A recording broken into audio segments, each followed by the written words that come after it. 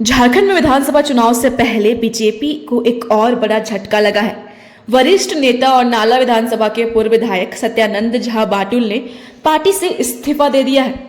उन्होंने अपने पत्र में इस्तीफा देने का कोई कारण नहीं बताया है। इससे पहले सरायकेला से पूर्व प्रत्याशी गणेश महली ने भी रविवार को बीजेपी की प्राथमिक सदस्यता से इस्तीफा दे दिया था।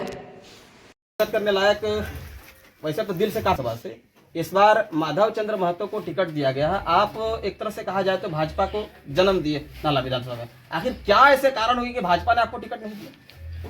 देखिए, मैं आपको शुरू से थोड़ी बात बता दूं।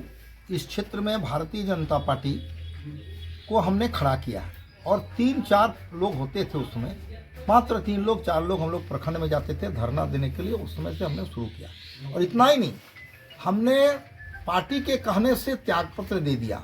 मेरे घर में 2 दिन 3 दिन तक पार्टी के लोग गए और कहीं को उसमें उम्मीदवार नहीं मिल रहा है, तो हमने पार्टी को त्यागपत्र दिया। और उन्होंने मैंने कहा कि अभी तो आप जीतोगे नहीं भाई, अभी तो खड़ा करना होगा। उसमें सीपीआई का बोलबाला था, लाल झंडा पूरे विधानसभा में घूम रहा था, सीपीआई के विधायक थे। और उस समय से लगातार बोला कि कुछ दिन तो 2-3 चुनाव तो यूँ ही चला जाएगा, क्योंकि अभी आपका संगठन खड़ा करना है। और हमने संगठन को खड़ा किया। आर्थिक कठिनाई आई, हमने जब नौकरी छोड़ दिया, मेरे परिवार में कोई नौकरी नहीं करता था और हमने अच्छा नौकरी छोड़ा और स्वास्थ्य विभाग में नौकरी था और त्यागपत्र दिया। और लोग पार्टी ने कहा कि भाई आप बहुत अच्छा से काम करते हैं, और हमने ईमानदारी पूर्वक बिना लोभ लालच, बिना कोई किसी से गलत व्यवहार किए लोगों के साथ बढ़िया से रहते थे। और घर पर नहीं रहते थे, गांव में सोते थे, गांव में रहते थे। गांव में जा जा करके हमने संगठन को खड़ा किया और पार्टी ने मुझे टिकट दिया। मैं जीता, ठीक है, मंत्री भी बना। पिछला चुनाव में हार गया। उसके पीछे एक वजह था कि हमारे जो वर्तमान में अभी मोबाइल सब साइलेंट रख लीजिए। मैं सिर्फ 3000 वोट से हारा। उस समय पार्टी ने मुझे उम्मीदवार बनाया और हमारे जो वर्तमान में अभी उम्मीदवार हैं भाजपा के, माधव जी, उनको वो भी भारतीय जनता पार्टी में थे। लेकिन जैसे ही मुझे उम्मीदवार बनाया, उन्होंने सीधा पार्टी छोड़कर आजसू में गए और आजसू में उन्होंने 15,000 के आसपास 14,000 का वोट काटा और मैं चुनाव हार गया। उसके पहले भी मैं कम वोटों से 5,000 वोट से हारा था। उसमें जेबीएम से लड़े थे।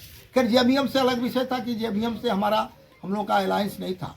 तो 2 चुनाव जो हारा, तो उनके पीछे निश्चित रूप से हमें लगता है कि हम माधव जी के वोट के काटने के कारण ही मेरी हार हुई थी। अगर वो नहीं खड़ा होते तो वोट हमको मिल गया होता।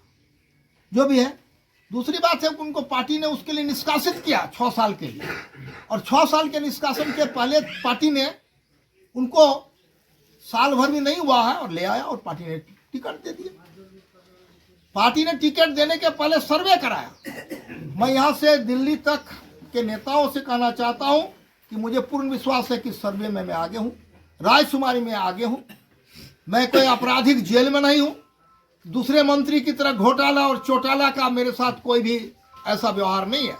मैंने ईमानदारी पूर्वक पार्टी का काम किया है और राष्ट्रपति अवार्ड भी प्राप्त किया है। तो पार्टी ने किस आधार पर हमारा टिकट काटा, ये मुझे समझ में नहीं आया। वोट भी मात्र 3,000 कम, सर्वे में मैं आगे, राजकुमारी में मैं आगे। इसका मतलब है कि कहीं न कहीं पार्टी ने हमारे साथ बेईमानी किया है, या तो किसी कारण से किया है, जो भी बात है। लेकिन मैं फिर भी अभी कुछ नहीं बोला हूँ। अब आज पार्टी के कार्यकर्ताओं का 2 दिन से मैं यहाँ हूँ। पार्टी का कार्यकर्ताओं का आना जाना निरंतर लगा हुआ है और पार्टी के कार्यकर्ता आ रहे हैं, अपनी बात को मेरे सामने रख रहे हैं कि भाई, ये भारतीय जनता पार्टी ने आपके साथ धोखाधड़ी किया और आपके उम्मीदवार जो थे अभी बने हैं उन्होंने भी किया, तो आपको कोई निर्णय लेना चाहिए। लेकिन हमने कहा कि भाई मैं कोई अभी तत्काल निर्णय न लेके पूरा विधानसभा के कार्यकर्ताओं का से मिलूंगा, हर जगह बात करूंगा, उसके बाद मैं निर्णय लूंगा। आज कार्यकर्ताओं से मिलकर जो कार्यकर्ता बात रख रहे हैं उस बात को मैं सुन रहा हूँ। कार्यकर्ताओं की इच्छा है, कार्यकर्ताओं का कहना है कि भैया आप चुनाव लड़िए। लेकिन मैंने कहा कि पहले मैं पूरा विधानसभा का घूम करके जब तक मैं नहीं लूँ तब तक मेरा अंतिम निर्णय अभी नहीं है, क्योंकि अभी बहुत जाना है, कुंडहित जाना मैं हूँ, नाला में, फतेहपुर में, सारे जगह कार्यकर्ता बुला रहे हैं। सारा कार्यकर्ता का जो विषय आ जाएगा तो निश्चित रूप से सारे कार्यकर्ताओं को जो राय होगा, अगर उनका राय होगा कि नहीं लड़ना तो नहीं, और उनका राय होगा लड़ना है, यदि सभी कार्यकर्ता चाहेंगे तो निश्चित रूप से हमको लड़ना पड़ेगा। ये बात है, लेकिन कार्यकर्ता का राय उनकी है, मेरा कोई राय नहीं है, क्योंकि कार्यकर्ता हमारा पूंजी है।